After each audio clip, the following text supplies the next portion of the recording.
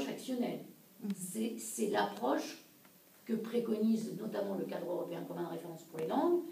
Et je dirais que pour l'instant, je pense que ce n'est pas encore suffisamment pratiqué, mis en pratique en tout cas, ou correctement mis en application, mais c'est comme beaucoup de choses, hein, ça met du temps.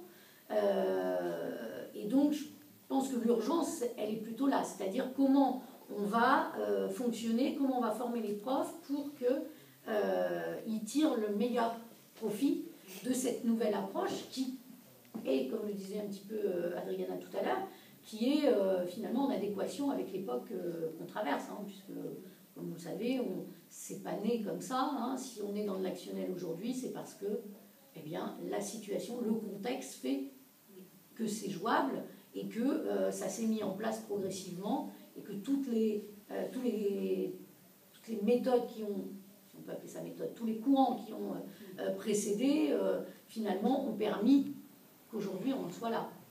Donc, pour répondre à votre question, moi je dirais que l'urgence c'est ça, c'est de voir comment on va favoriser, ça je crois que c'est notre rôle de formateur, favoriser le passage de la théorie à la mise en pratique sur le terrain.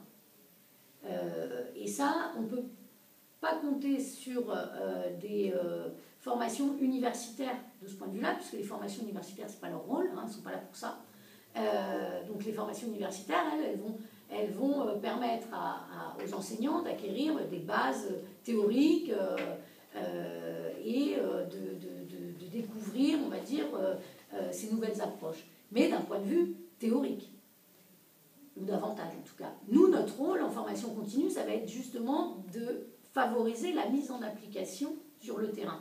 Et la mise en application passe par justement ce que vous avez dû faire, j'imagine, dans ce début de module, c'est-à-dire analyser les textes de référence, déterminer les enjeux de l'enseignement-apprentissage des langues aujourd'hui, et puis, à partir de ces enjeux, déterminer quelles sont finalement les orientations qu'on peut donner à une formation.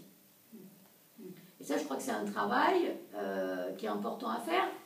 Et je dirais quelles sont les orientations, en croisant tout ça, évidemment, avec les textes de référence utilisés localement, parce que vous avez aussi parfois des textes de référence au niveau local, enfin tout le temps d'ailleurs, et puis également tenir compte évidemment du contexte.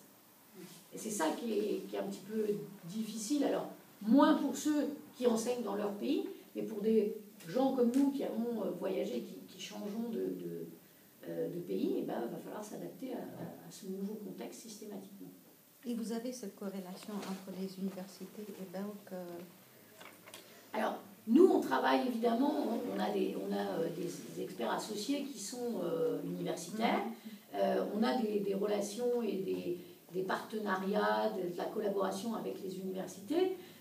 Moi-même, par exemple, je suis partie d'un labo, celui de Nantes d'ailleurs. On a des collègues qui font partie d'autres labos, et puis évidemment on réfléchit sur la formation continue, nous de notre côté, et sur justement l'impact de cette formation continue. Par exemple, c'est un des domaines sur lesquels